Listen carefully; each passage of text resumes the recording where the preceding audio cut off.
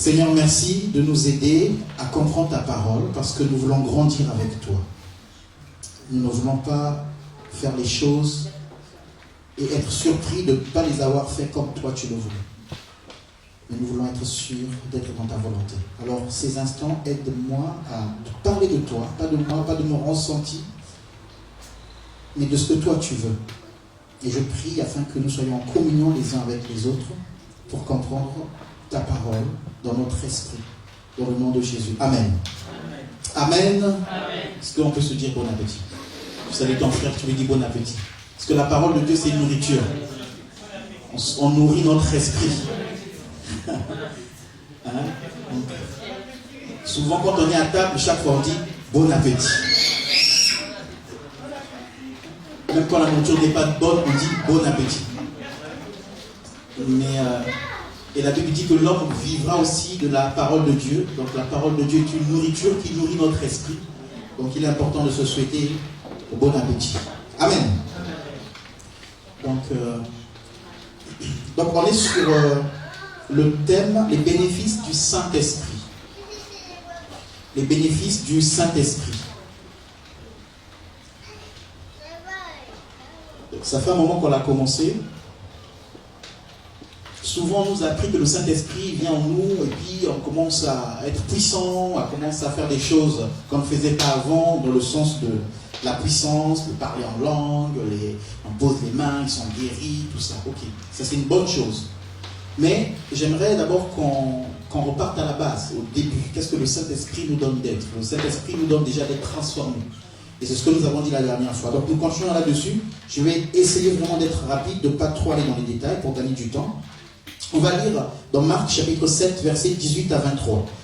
Je reviendrai vite fait sur certains aspects qu'on avait partagés ensemble. Donc Marc chapitre 7, versets 18 à 23. Si le parlement peut lire.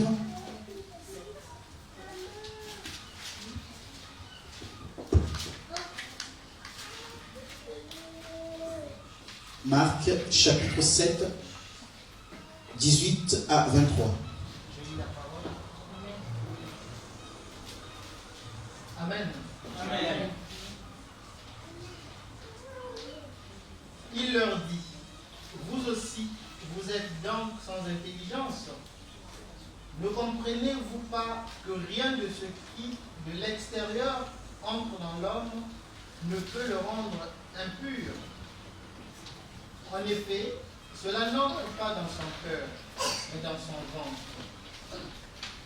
Puis est évacué dans les toilettes. Il déclarait ainsi que tous les aliments sont purs. Il dit encore, c'est ce qui sort de l'homme qui le rend impur.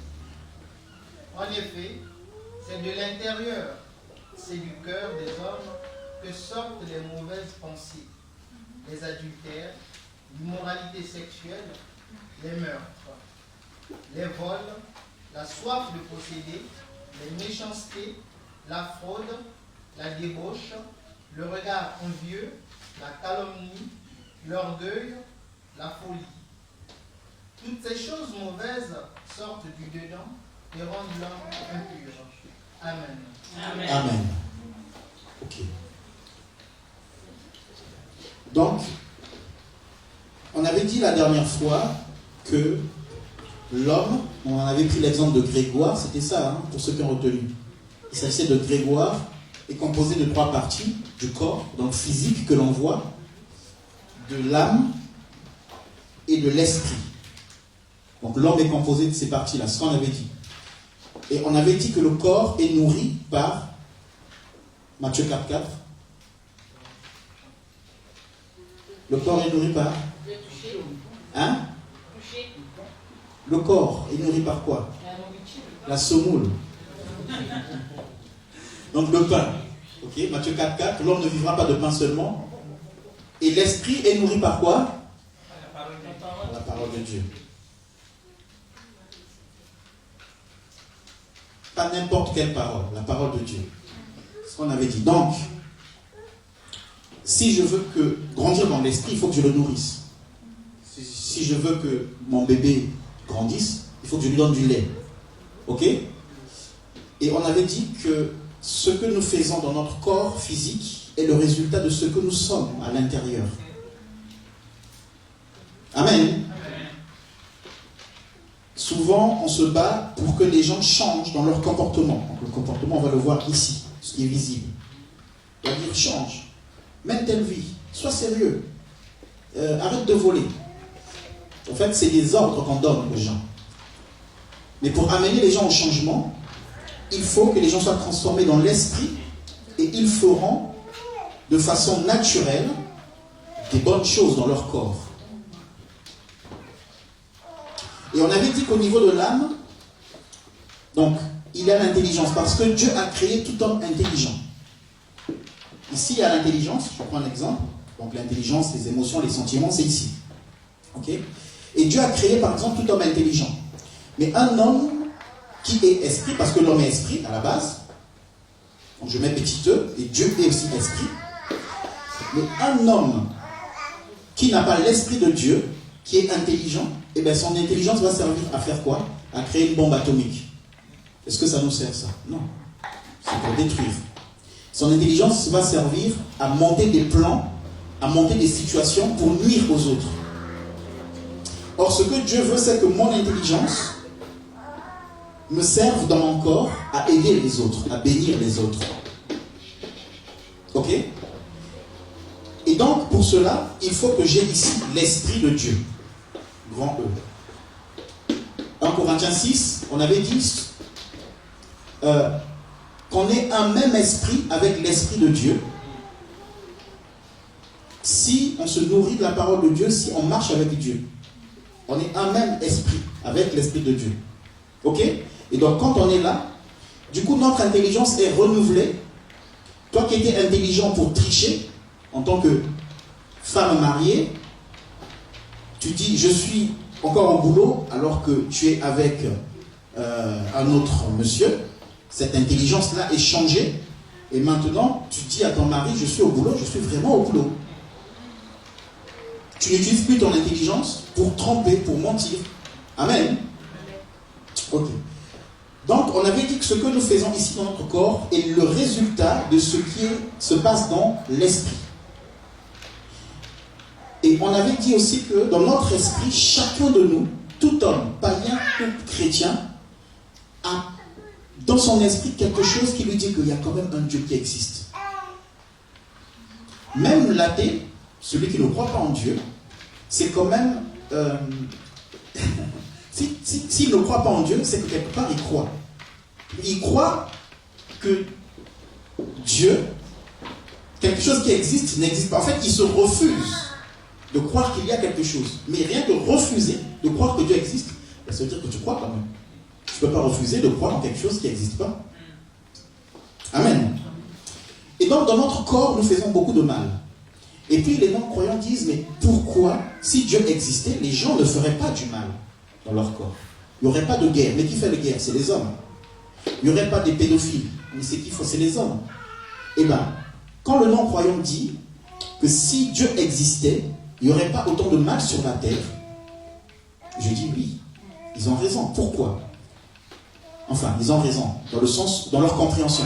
Pourquoi? Parce que ce qu'ils veulent dire, c'est que dans l'homme, il n'y a pas l'esprit de Dieu. S'il y avait l'esprit de Dieu dans l'homme, l'homme ne ferait pas le mal. Ça sous-entend ça, en fait. Hein? Si je dis à Landry, si Dieu existait, pourquoi il y a des guerres? Donc ça veut dire que je suis en train de dire, si Dieu était en toi, tu ne ferais pas la guerre. Donc ça veut dire que le non-croyant attend que l'homme exprime Dieu. Ok?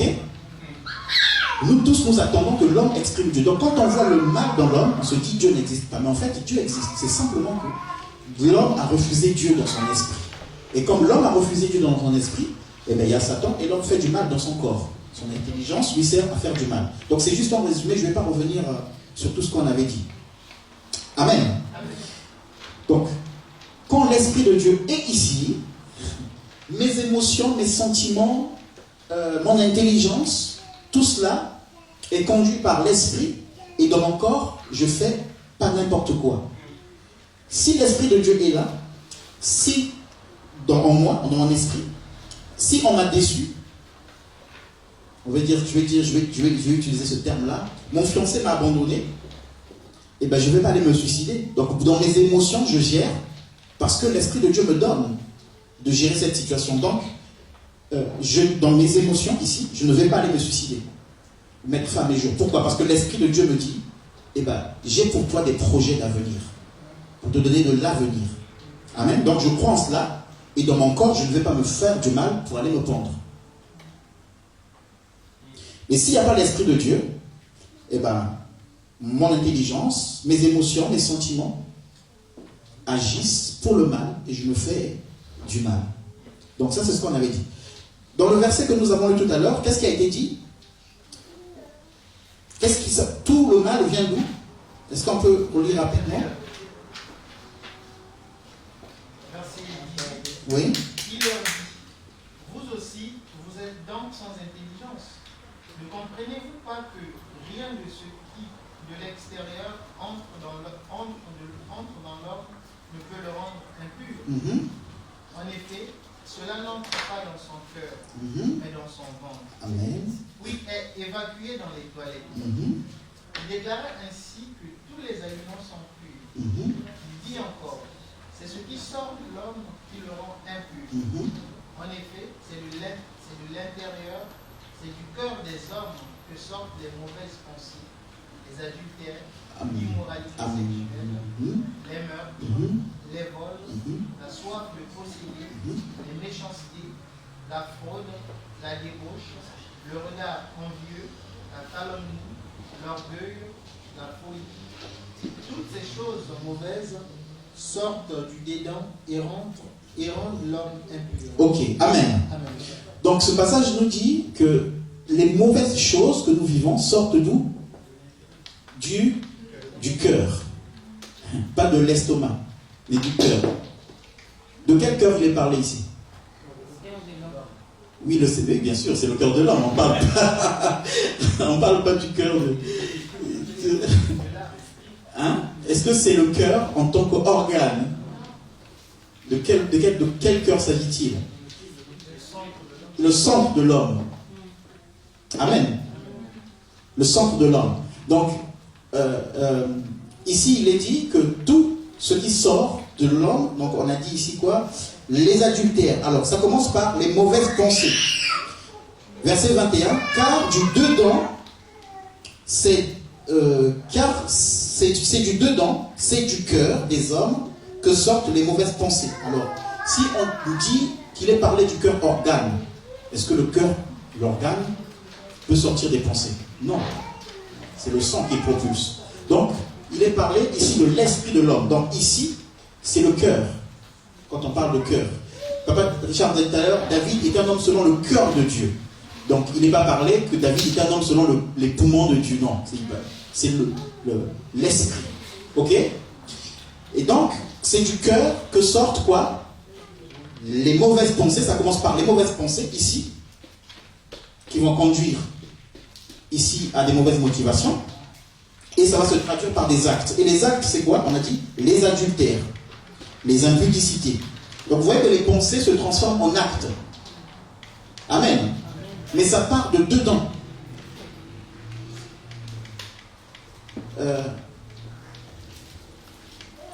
Comment expliquer ça? C'est pas... comment expliquer ça? C'est pas dans... En fait, ce que fait ma chair, ce que fait mon corps, est vraiment ce que je suis à l'intérieur. Est-ce que vous comprenez? On dit souvent, par exemple, quand quelqu'un a bu et qu'il est sous, il commence à injurier les autres. Et souvent, les gens disent, en fait, c'est pas l'alcool qui lui a fait ça. C'est juste un prétexte. Ça vient naturellement. Il était déjà comme ça. Il le pensait depuis longtemps. Donc c'est pas l'alcool qui l'oblige à le faire. Je prends un autre exemple. Quand on a vécu la guerre au Congo-Brazzaville, chacun pour se mettre en sécurité prenait les armes. Donc nous on a été dans une zone où on était avec des rebelles pendant 1 an. Et donc on était en insécurité. Pour être en sécurité, moi j'avais 17 ans, les jeunes de mon âge, même plus jeunes, prenaient des armes. C'est-à-dire qu'ils se mettaient dans la rébellion Comme ça, au moins, ils étaient assurés de protéger leur famille. Mais quand tu rentrais dedans, tu commençais à fumer du chanvre, parce que on t'amène au front, et donc il faut fumer, et finalement tu deviens méchant. Et effectivement, on pouvait prendre des armes, on se sentait en insécurité. Parce que quand tu regardes tes sœurs, quand tu regardes ton frère, tu regardes tes parents, qui sont... Donc nous les jeunes, on pouvait prendre des armes.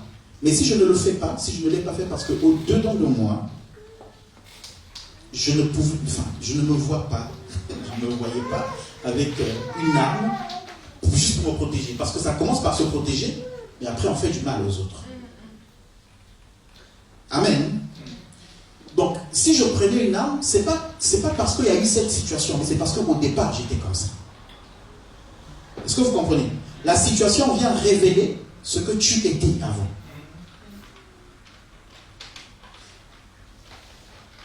Tu es dans une situation où tu rencontres une femme, alors que tu es marié, et bien tu as le choix de fuir, parce que la Bible dit fuir, ou de rester un peu. Mais si tu restes un peu, et que ça va plus loin, en fait, la faute, c'est pas parce que cette femme-là t'a fait des avances, mais c'est parce que dans ton cœur, tu es déjà comme ça. Il fallait juste qu'il y ait une occasion pour que tu sois révélé, pour que tu te découvres peut-être. Amen. Voilà. Donc, c'est du cœur que ça part. C'est pour cela que Dieu veut d'abord venir dans notre esprit. Acte chapitre 19, l'apôtre Paul, quand il reçoit des disciples, il leur demande, est-ce que vous avez entendu parler du Saint-Esprit? Pourquoi? Parce que quand le Saint-Esprit est dans notre esprit, il y a une transformation. Ce n'est pas les pasteurs qui transforment les gens. Ce n'est pas les faiseurs de disciples qui transforment. C'est le Saint-Esprit dans le cœur qui fait son œuvre de conviction dans le cœur. Donc, ici, il est dit que les mauvaises pensées, qui sont traduites par quoi? L'adultère, les impulsités, les meurtres, les vols, les cupidités, les méchancetés, la fraude, le dérèglement, le regard envieux, la calomnie, l'orgueil, la folie. Toutes ces mauvaises choses sortent du dedans et souillent l'homme. C'est ça qui nous souille. C'est ça qui nous salit. Ce qui vient de nous. Donc je peux prêcher la parole de Dieu, je peux vous exhorter, mais si à l'intérieur de moi je calomnie, si à l'intérieur de moi je suis envieux, je ne peux pas aimer l'autre, c'est-à-dire qu'ici je vais dire, frère, Dieu t'aime. Moi aussi je t'aime, l'amour de Dieu. Il faut qu'on soit dans l'amour, dans la communion. Et après je viens ici, je dis, frère, lui il t'aime pas. Je ne suis pas ce que je dis. Je suis ce que je suis à l'intérieur de moi. Dieu s'en fiche de ce que je dis. Est-ce que vous comprenez? Et donc ça me saoule. Je peux être là, prier, prêcher, mais devant Dieu, je suis souillé. Le problème, c'est pas avec les gens. Le problème, c'est avec Dieu. Amen. Donc des fois, on peut se croire pur parce qu'on vient à l'église. On peut se croire pur parce qu'on chante. On peut se croire pur parce qu'on prêche. On peut se croire pur parce qu'on donne les offrandes et les dîmes. Quand Dieu regarde, Dieu pleure. Il dit, tu es souillé. Et vous savez, dans l'Ancien Testament, quand on était souillé, on était mis en dehors du camp. Et il y a beaucoup de personnes dans l'église qui sont en dehors de l'église. Amen. Ils sont physiquement dans l'église, mais Dieu les a mis en dehors de l'église. Parce qu'ils sont souillés. Pourquoi? Ici. Souvent, quand on est dans la vie chrétienne, on croit que, en fait, la vie chrétienne, c'est une vie de grade. C'est-à-dire qu'il y a les pasteurs, en haut. Il y a les anciens après le pasteur, il y a les modérateurs, il y a les chantres, il y a le protocole après, et après il y a le ménage. Juste une parenthèse, le ménage, les personnes qui font le ménage doivent être super spirituelles dans l'église. Pourquoi?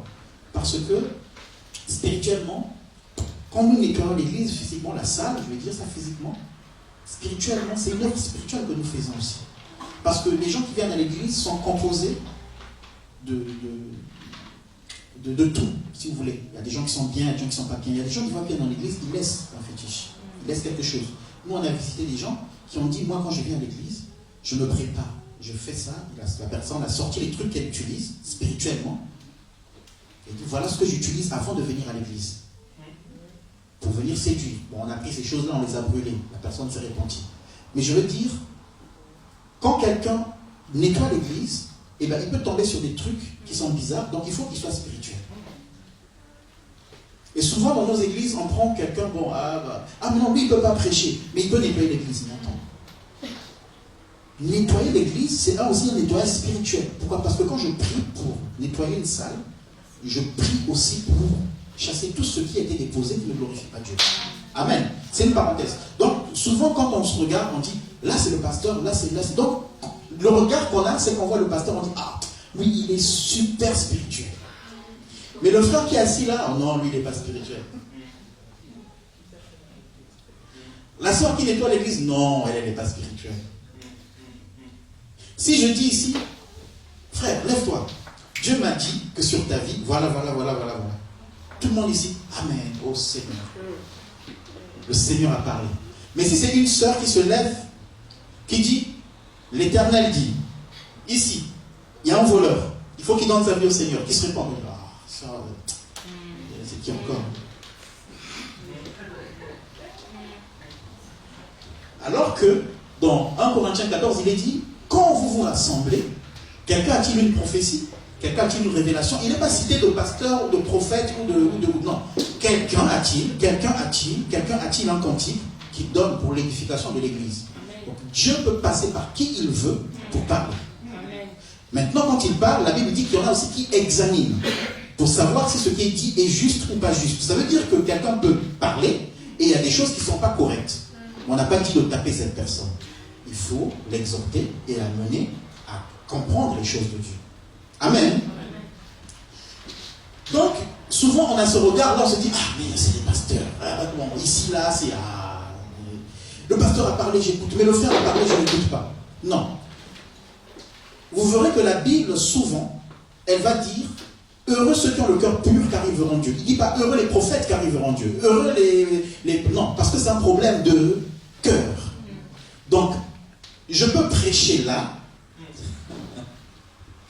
mais c'est parce que la parole, elle est aussi elle peut être intellectuelle. Moi, à l'université, j'ai fait ce qu'on appelle culture biblique. Donc, on avait comment on appelle ça? Un module qu'on appelait culture biblique, ici, à l'université de Caen. Le prof qui nous enseignait parlait de la Bible. Le premier jour, quand je suis arrivé, je me suis dit, waouh! Il te décortique la Bible, l'Ancien Testament, et puis quand il sort de là, il raconte des conneries. Il est en train de fumer. Vous voyez, il est en train de fumer.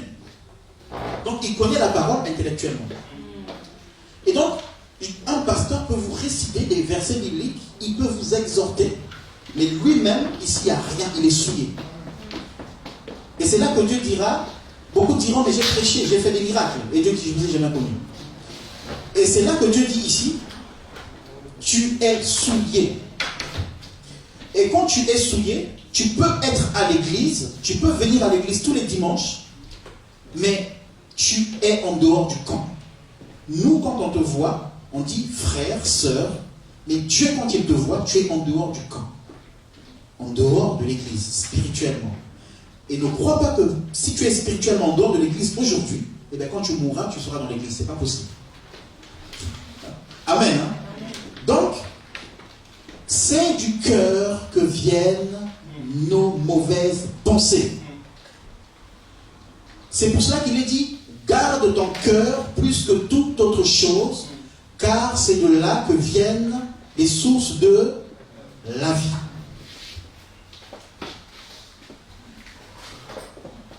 Amen. Amen.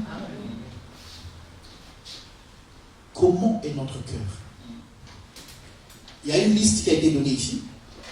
Elle commence par les pensées. J'ai dit avant que ce soit ici. Donc, quand vous voyez quelqu'un qui va voir des prostituées, vous le voyez, donc c'est physique, vous voyez son corps, vous voyez la personne se déplacer, c'est le corps que vous voyez. Mais avant d'être ici, là, c'est d'abord dans les pensées. Et on a lu dans le verset, il est dit, c'est du dedans, c'est du cœur des hommes que sortent premièrement quoi? Les mauvaises pensées. Donc la Bible ne commence pas par parler des actes, mais des pensées. Ok? Et après, il va parler des actes en disant les adultères, donc c'est visible, c'est dans le corps, les impudicités. Donc en fait, c'est là dans les pensées. Et l'âme traduit cela par les émotions, les sentiments, les désirs et la volonté. Et dans sa volonté, on va faire n'importe quoi avec son corps. Or, ton corps, la Bible dit, a de la valeur. Tu ne peux pas être mauvais. Tu ne dois pas être mauvais. Parce que tu n'as pas été fait pour être mauvais. Ce que Satan fait, c'est de nous faire du mal pour nous rendre comme lui. Tu vois, quelqu'un dans la... Les gens, quand tu as un problème avec quelqu'un, la personne va te faire du mal. Ou elle va dire du mal de toi. Ou elle va te tendre un piège. Et après, elle se retire un peu et elle regarde comment tu vas réagir. Et quand elle regarde comment tu vas réagir, elle attend que toi aussi tu fasses du mal. Est-ce que vous voyez? Donc, et toi si tu commences à faire du mal, c'est-à-dire que tu as été touché dans ton cœur, tes pensées qui étaient des bonnes pensées, changent et ça devient des pensées de vengeance. Et toi aussi tu fais du mal. Mais tu n'étais pas comme ça, peut-être. Mais on t'a rendu comme ça parce que tu n'as pas gardé ton cœur. La Bible dit, garde ton cœur plus que toute autre chose. Quand tu ouvres ton cœur à la souffrance ou au mépris, eh ben, tu rentres dans la vengeance, eh ben, tu deviens mauvais. Mais ce n'est pas le but de Dieu que tu deviennes mauvais. Parce que Dieu veut que tu sois à son image. Amen. Dieu veut que tu demeures, comme tu as parlé de demeurer, que tu demeures bon. Et quand on utilise le mot demeurer, ça veut dire qu'il y a des situations qui vont faire qu'on ne demeure pas. Sinon, on n'utilise pas le mot persévérer ou demeurer. Pour qu'il y ait persévérance, pour que tu demeures, il faut qu'il y ait quelque chose qui t'attire ailleurs. Du cœur. Comment est notre cœur? Je vais même aller plus loin. Il y a des gens qui font du bien. Donc quand on voit le bien qu'ils font dans leur corps, ils donnent à manger à un SDF, on se dit, ah, dans son cœur, c'est quelqu'un de bien. Et t'inquiète pas. Il le fait parce qu'il doit faire une photo et publier sur Internet pour dire qu'il est bon.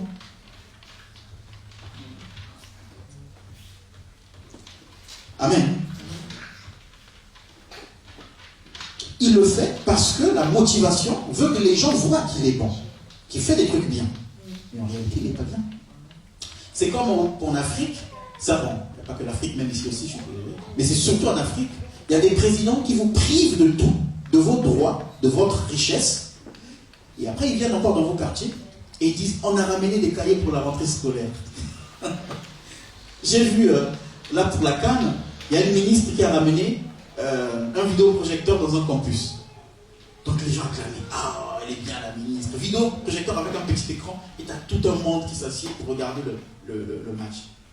Non, les gens, c'est leur droit. Il faut leur donner un travail et un salaire convenable pour qu'ils se le payent, qu'ils se payent un écran. C'est pas à toi de leur priver et après de venir dire, et tiens, regarde, tu vois, je viens t'aider. Donc quand quelqu'un voit, le ministre qui vient aider va dire, ah, mais c'est quelqu'un de bien. Non, il a volé 90%. Ok? Et là, il te donne ce qui te revient, mais les miettes. Et c'est ce que Satan fait dans nos vies. C'est ce que Satan fait dans la vie des gens. Quand Satan vient, il te vole la bonté, l'amour que Dieu a mis en toi. Il te donne un amour, mais qui est faux. Donc tu peux dire à quelqu'un, je t'aime. Tu vois, tu brilles comme le soleil. Quand je te vois, les étoiles disparaissent. Mais ça, c'est un faux amour. Il dit je t'aime, mais c'est un faux amour parce que c'est motivé par ses désirs sexuels. Et il a sa femme à côté, il a 4 bureaux. Souillé. Amen. Donc, c'est du cœur que tout cela vient. Comment est ton cœur? Et c'est pour cela que Dieu vient, il vient siéger là. Quand Dieu vient siéger là, il nous transforme et dans notre corps, on ne nous force pas. Tu commences à faire du bien sans qu'on te force, c'est un plaisir. À l'église, on n'a pas besoin de te dire, change, fais ceci, fais cela. Non, on n'a pas à dire ça aux gens. On a juste besoin de dire aux gens, reçois le Saint-Esprit en toi et laisse le Saint-Esprit t'aider avec son rythme. on n'a pas tous le même rythme. Amen. On n'a pas tous le même rythme. Donc, avec son rythme, c'est pour ça que la Bible dit de supporter les faibles.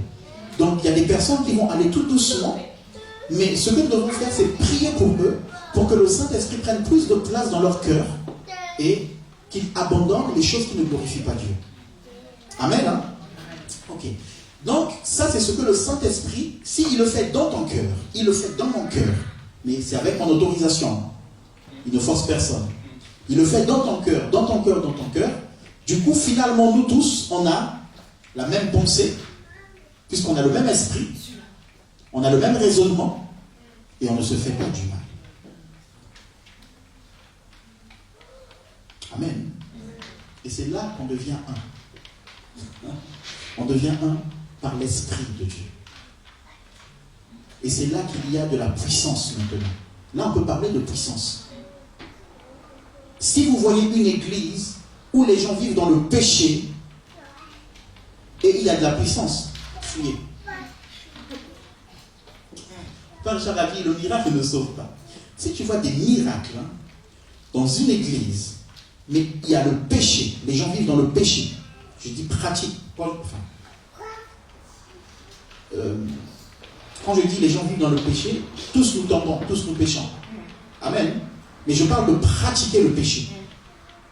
Quand vous êtes dans une église où on sait que les responsables de l'église, ceux qui servent, pratiquent, vivent le péché, ils le cachent, ils l'entretiennent, et que vous voyez les gens quand on prie pour eux, ils tombent, ce n'est pas le Saint-Esprit. Amen. Ce n'est pas compatible. Fuis. Ta vie ne dépend pas d'un homme, mais ça dépend de Dieu. Et je te préviens que la vie éternelle, Dieu ne te dira pas, bon, écoute, comme tu étais resté dans cette église parce qu'il ne faut pas quitter son assemblée, déjà c'est une mauvaise interprétation de la parole de Dieu, donc, bon, rentre quand même. Non, non. Chacun sera jugé selon ses œuvres. Amen. On continue. Donc, si on a les mêmes pensées, on a le même esprit, on aura les mêmes pensées. Et je prie pour que toi et moi ayons le même esprit, l'esprit de Dieu. L'unité ne sera que sur cette base.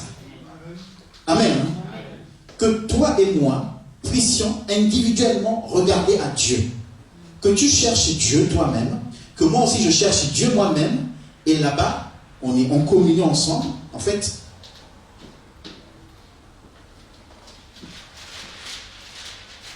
donc, on a dit que ça c'était Grégoire, d'accord? Donc, ici c'est Grégoire. J'espère qu'il n'y a pas de Grégoire ici. Ici c'est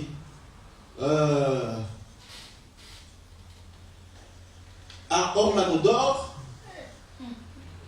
Ici c'est Gustodore.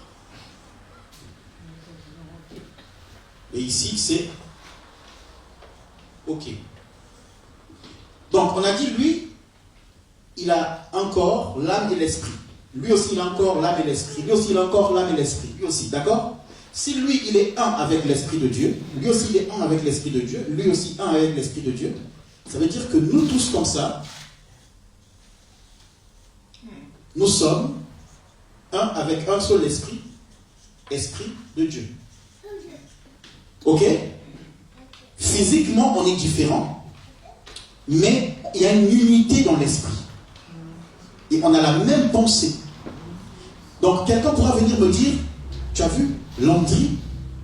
Non, il fait n'importe quoi. Voilà ce que Landry a fait. Mais je vais dire non, c'est pas possible. Parce que Landry, sa mentalité, ses pensées ont changé. Parce que Landry, avant, il ne marchait pas avec le Seigneur. Et maintenant, il marche avec le Seigneur, il a reçu l'Esprit de Dieu, et dans son intelligence, il ne peut plus faire ça. Amen. Hein? J'étais pas avec lui, on me rapporte quelque chose, mais je mesure la chose, je dis non, c'est pas possible. Après, ça peut arriver. Si ça arrive, il faut que je prie pour Landry pour le relever. Amen.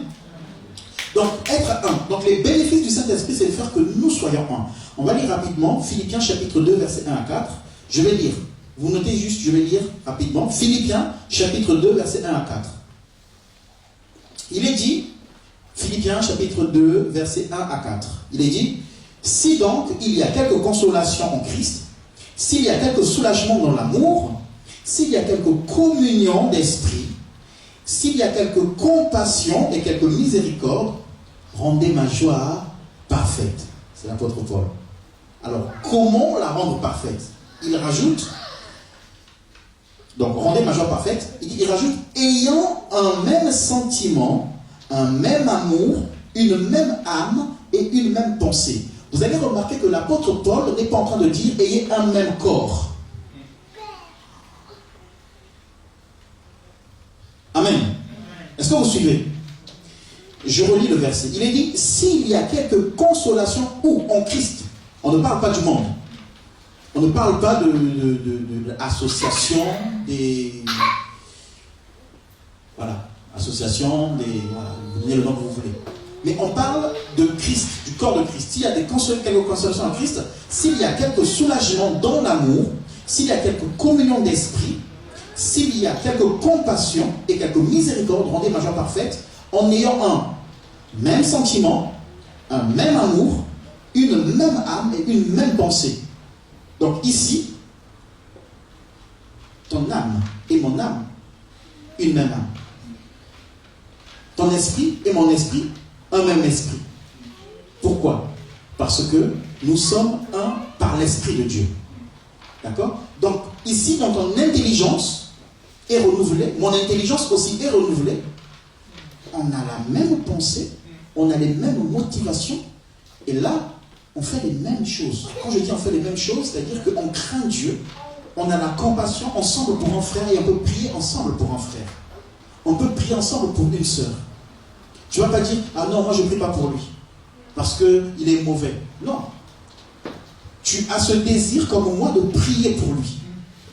Un frère est éprouvé, ensemble, nous allons l'encourager.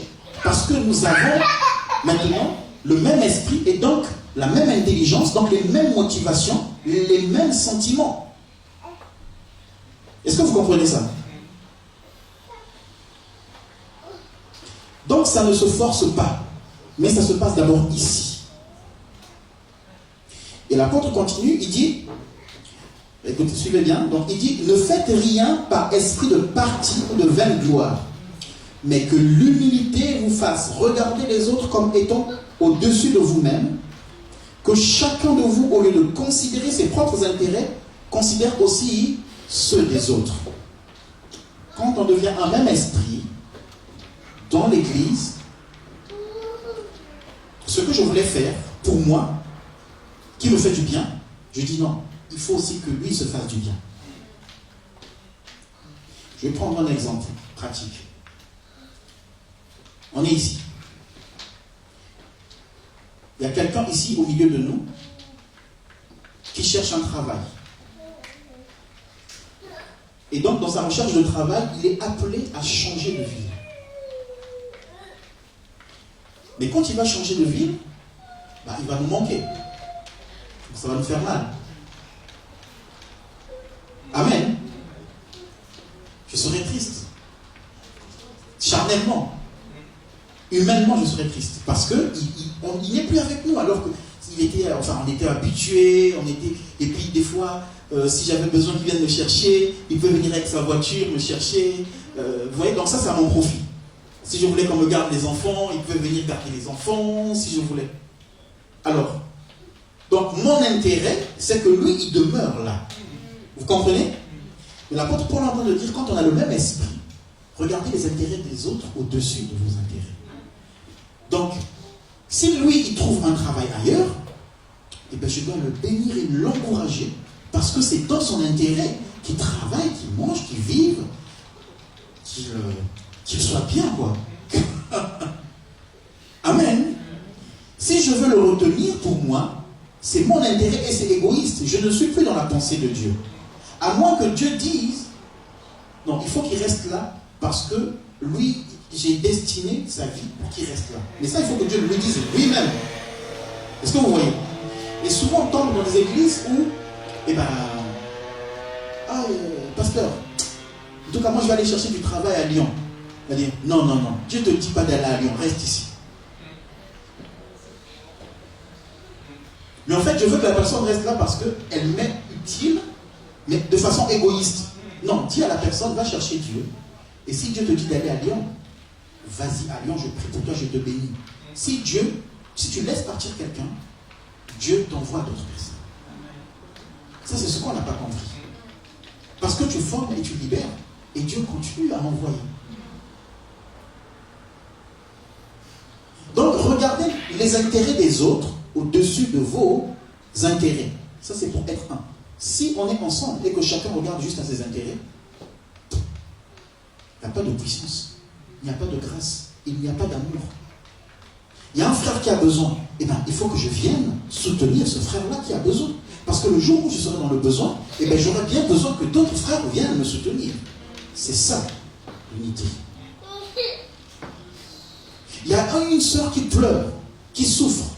Eh bien, il faut que je vienne soutenir cette sœur. Il faut que je vienne l'encourager. Parce que je suis maintenant un avec lui, étant un même esprit. Amen.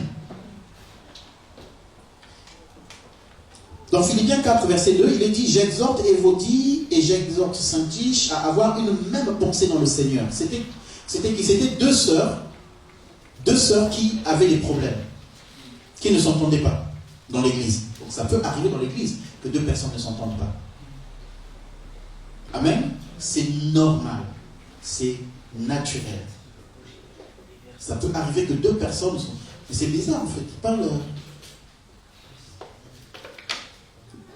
Oui, c'était des sœurs, c'était pas des frères. C'est souvent des sœurs. Hein? Amen.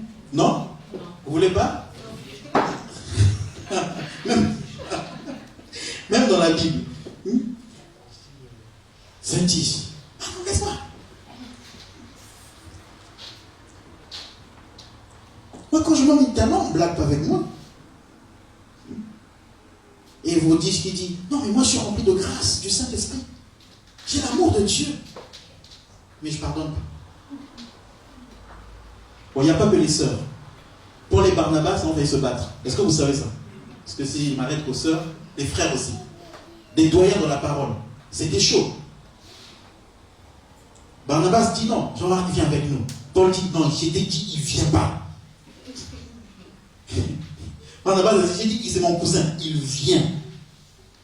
Bon, toi et moi, on va voir qui va payer les billets. Il ne vient pas. Toi, tu blagues avec moi, toi, tu ne me connais pas. Hein? Ça a commencé. La Bible dit ils ont eu une vive discussion. Donc, ça ne rigolait pas. Amen. Les hommes calmes là, des fois, il faut faire attention.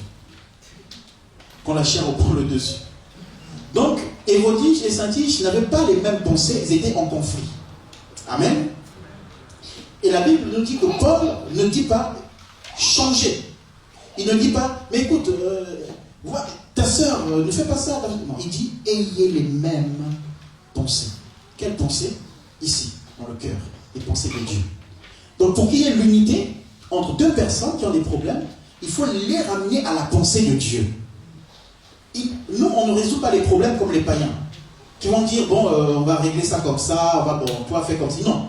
On ramène les gens à ce que Dieu dit. Qu'est-ce que Dieu dit? Dieu dit, aie l'amour. Dieu dit, pardonne. Aime tes ennemis. J'étais avec quelqu'un dans la semaine. Je dis, bon, ok, il s'est passé ça.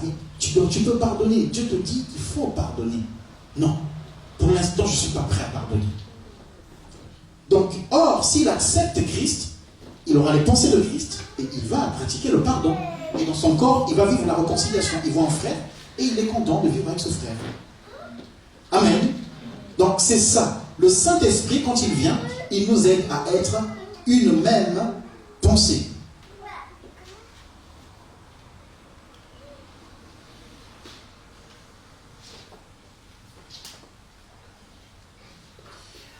Est-ce que tu peux lire 2 Corinthiens chapitre 13, verset 11.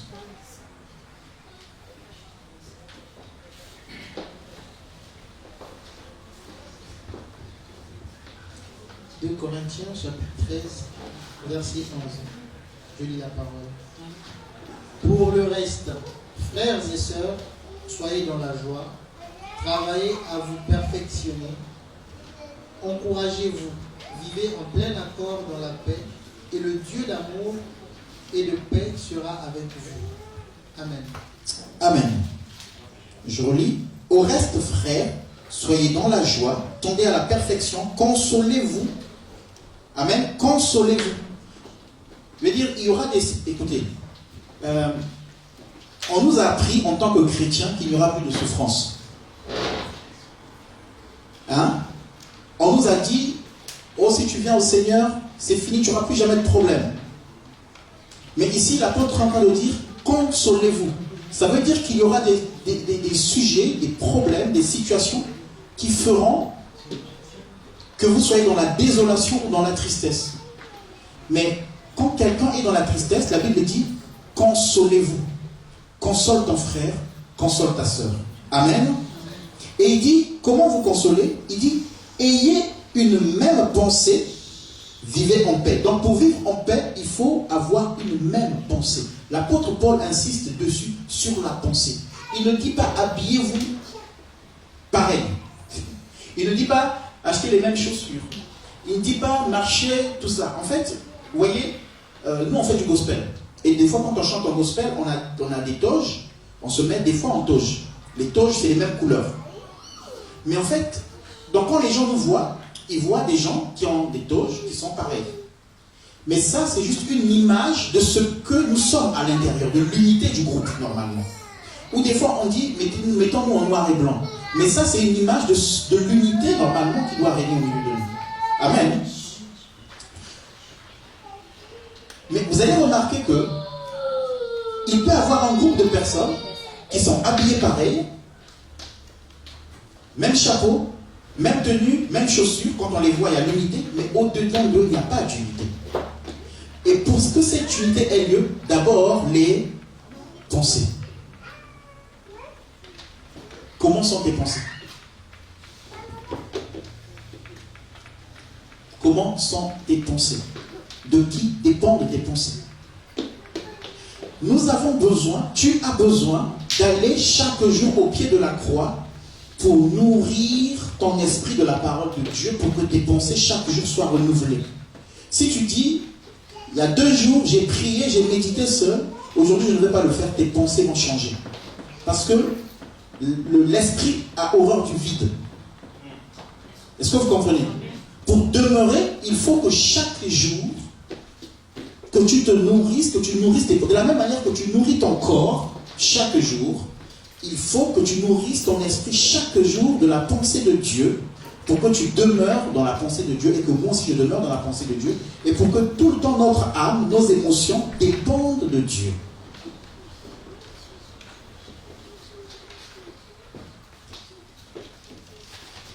Aujourd'hui,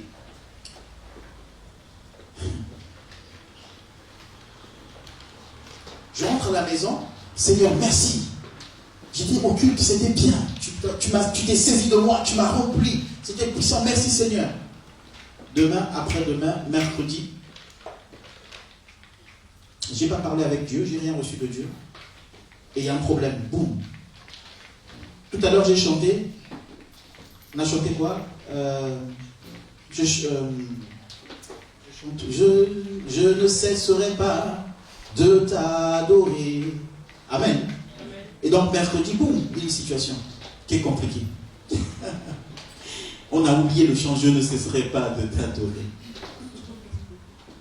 Mais Seigneur, pourquoi? Bon, qu'est-ce que je fais maintenant? On fait d'autres choix qui ne glorifient pas Dieu. Pourquoi? Parce que mercredi, tu ne t'es pas nourri.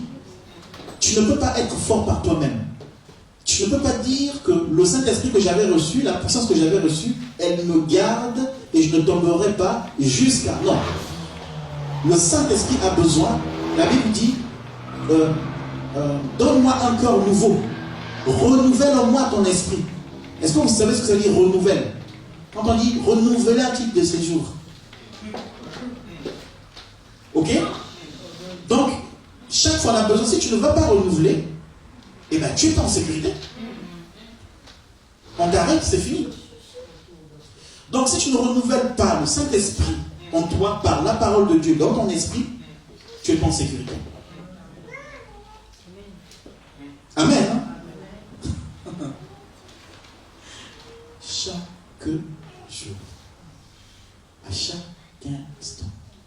tu pourras chanter « Je ne cesserai pas de t'adorer ». On t'a giflé correctement. Tu dis « Seigneur, je ne cesserai pas de t'adorer ».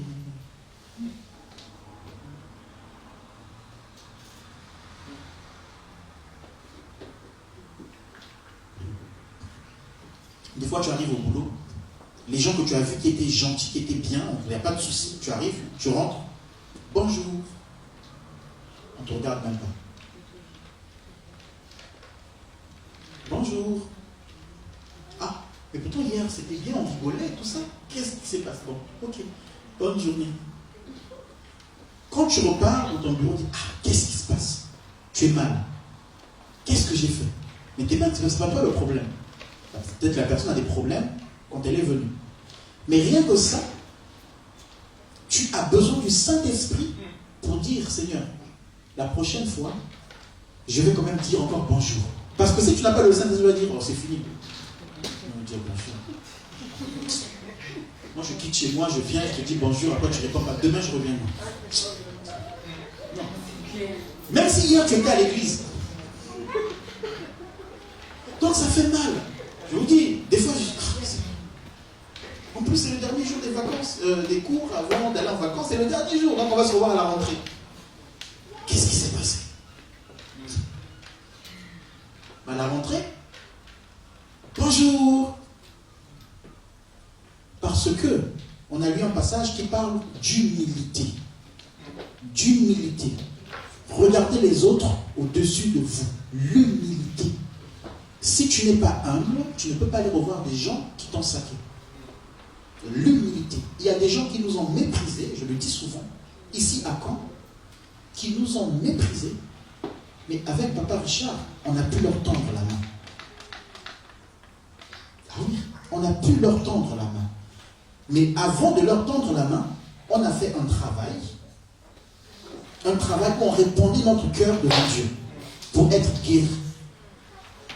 Pour accepter que quand on t'appelle, que tu ailles même jusqu'à 22h, 23h, alors que demain tu travailles, c'est Dieu qui fait ça dans notre esprit. Par moi-même, j'aurais dit non. J'aurais même pris un psaume qui dit, Seigneur, le méchant, frappe-le, casse-lui ses dents. C'est dans la Bible. Et c'est dans la Bible. J'aurais dit, Seigneur, merci pour ce passage. Casse-lui ses dents, Seigneur. C'est dans le psaume. Frappe-le à la joue. Mais c'est une mauvaise compréhension de cette parole. Parce que dans la nouvelle alliance, Dieu te dit, pardonne tes ennemis. Bénis ceux qui te maudissent. Cours au secours de ceux qui te rejettent. Et même dans l'Ancien Testament, il y avait des gens comme Jephthé qui pouvaient encore aller sauver les gens qui les rejetaient. Que tu sois rempli de cet esprit. Esprit de pardon. Esprit de secourir ceux qui sont malades. Esprit de secourir ceux qui te font du mal. Esprit de prier pour ceux qui te font du mal. Aider ceux qui te font du mal. Amen. C'est pas facile. C'est pour cela que le Saint-Esprit doit nous aider. Amen. Hein? C'est pas, moi je ne dis pas que c'est facile. Hein? Papa Richard est là, Michel est là. Des fois on commence juste la prière comme ça. Boum. Je réponds mon âme. Je pleure, je dis Seigneur. Parce que c'est dur. Mais c'est quand c'est dur que nous voyons la puissance de Dieu. Si ce n'est pas dur, ce sera quand même. Or, la vie de Christ que nous vivons, ce n'est plus nous qui vivons, c'est Christ qui vit en nous. Donc, il faut laisser Dieu venir faire cette œuvre. Et aujourd'hui, merci Seigneur. Donc, c'est comme un jeu. Parce que Dieu dit, aime ton prochain comme toi-même. Dieu dit, bénis ceux qui te maudissent. Mais comment tu vas bénir celui qui te maudit si jamais il te maudit? Pour que tu vives cette parole, il faut que quelqu'un te maudisse. Quand tu viens à l'église, tu dis, oh Seigneur, merci parce qu'aujourd'hui, tu as changé mon cœur. Tu m'as rempli d'amour. Oh, alléluia, je suis transformé. Je suis guerrier. Je suis vaillant. Oh, j'impacte. Je touche les gens. Par moi. Seigneur, merci. Parce que j'aide même ceux qui me font du mal. Dieu te regarde, il rigole. Il dit, attends, je vais t'amener au TP. Travaux pratiques. Et donc Dieu là, il t'amène dehors. Et là maintenant, il y a quelqu'un qui ne t'aime pas vraiment. Il te dit, je ne t'aime pas. Après tu rentres à la maison et maintenant Dieu te dit, Prie pour ceux qui ne t'aiment pas. Oh Seigneur, non.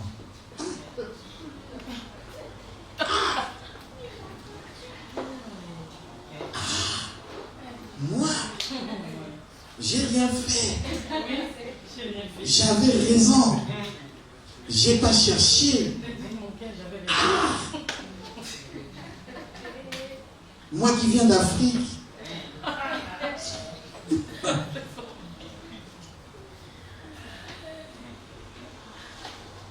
Oui, ça c'est toi, dans ton intelligence.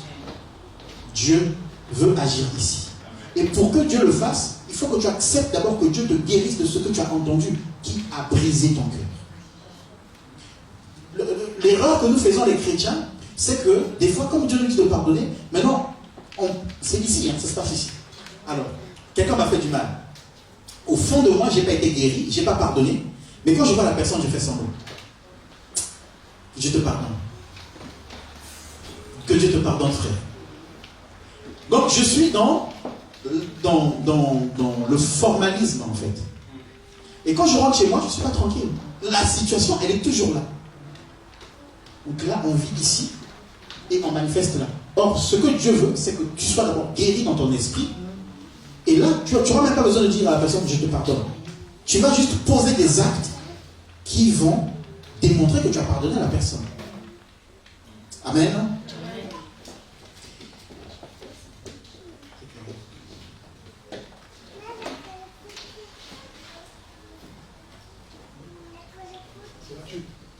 Ok, 2 minutes s'il vous plaît. Amen. Acte chapitre 4. Acte chapitre 4.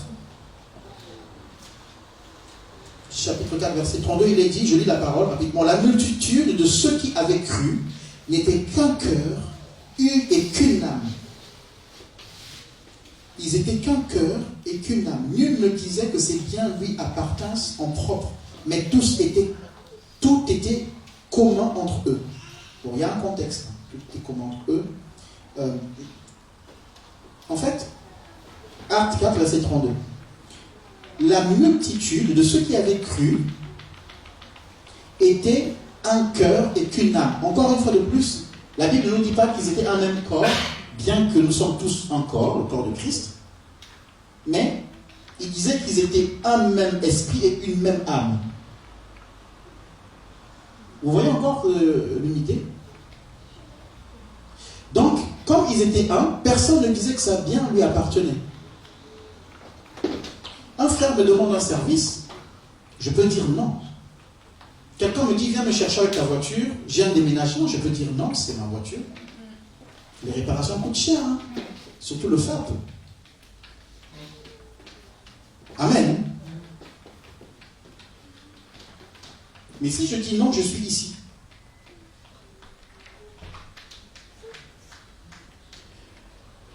J'aurai ici l'Esprit de Dieu. Je vais dire, ok, ma voiture, elle est à moi. Mais je suis là pour te rendre aussi service parce qu'on est un. Je ne peux pas te laisser dans la galère. Mon argent est à moi. Mais je ne peux pas être tranquille et voir que j'ai un frère, une sœur qui dort à la rue. Je ne peux pas laisser un frère et dire qu'on est un, une même âme, une même pensée, et laisser le frère galérer. Mais bien, je les mets à disposition des autres. Parce qu'on est un. Ça veut dire qu'en Christ, il n'y a pas d'égoïsme. Amen. Mais ça, Esprit de Dieu. Amen.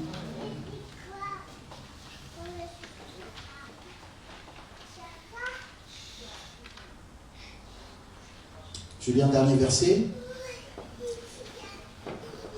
Vous notez juste, je vais lire, 1 Corinthiens chapitre 1, verset 10. Il faut cependant, frères et sœurs, que je vous adresse une recommandation instante, et c'est au nom de notre Seigneur Jésus-Christ que je le fais. Vivez tous ensemble en pleine harmonie. Ne laissez pas de division s'introduire entre vous. soyez parfaitement unis en ayant une même conviction et une même façon de penser. Wow. Vivez en harmonie en ayant une même conviction et une même façon de penser. J'ai appelé Papa Richard ce matin. Je lui ai dit, Papa Richard, voilà telle situation. J'étais dans l'embarras. J'ai dit, Papa Richard, toi, qu'est-ce que tu aurais fait? Papa Richard m'a répondu. Et quand il m'a répondu, en fait, c'est ce que moi j'aurais fait aussi. Mais quand j'ai vécu cette situation-là, je ne l'ai jamais vécu de ma vie. Donc, quand je la vis comme ça, je dis, oula, Seigneur, j'entends parler de ces choses-là, mais waouh, je suis en face d'une réalité. Choqué. J'étais choqué. Dans mon choc, j'appelle Papa Richard. Je dis, Papa Richard, regarde, telle situation, qu'est-ce que tu en penses? Et lui, ce qu'il dit, eh bien, c'est ce que moi aussi je ferais. Même conviction. On ne s'est jamais concerté là-dessus. Hein? Jamais. Hein? Mais la pensée qu'il a reçue, le Saint-Esprit qu'il a reçu, c'est le même que j'ai reçu. Donc on peut être dans la même conviction. Frère, viens, on va vivre dans le péché. Non, non. Sœur, viens, on va vivre dans le péché. Non. Je dis, oh, mais ces gens-là disent la même chose. Oui, mais le péché va te détruire. Le péché va te tuer. Donc ces gens-là ont compris que le péché est là pour les tuer et ils ne veulent pas. Et donc quand je vois ça, je dis, eux ils sont convaincus par une même pensée, un même esprit. Ils préservent leur vie. Et bien moi aussi je vais préserver ma vie. Amen. Même conviction. Marchons dans la même conviction. La puissance de Dieu ne sera que dans la même conviction. Les apôtres, quand on les a arrêtés, ils disent, non, nous on va continuer à prêcher. Tous. Et quand ils ont fui, ils n'ont pas arrêté de prêcher. Ils ont continué à prêcher. Parce qu'il y a une conviction. Et ça, c'est le Saint-Esprit qui convainc. Le Saint-Esprit convainc de la justice, du péché et du jugement. C'est le Saint-Esprit qui convainc. Donc si le Saint-Esprit est en toi, il va te convaincre. S'il est en moi, il va me convaincre. Ma prière, c'est que tu laisses la place au Saint-Esprit. Je ne te prêche pas de marcher avec moi, mais je te prêche de laisser la place au Saint-Esprit. Si tu es dans le vrai Saint-Esprit, tu sauras que je suis dans le vrai et on marchera ensemble. Ou tu sauras que je ne suis pas dans le vrai et tu seras averti. Et Dieu te conduira à l'œuvre. Mais recherche le vrai Saint-Esprit. Celui qui amène dans la sainteté. Celui qui amène dans la justice. Celui qui amène dans le pardon. Amen. Est-ce qu'on peut prier ensemble? Encore dire une fois de plus, Seigneur,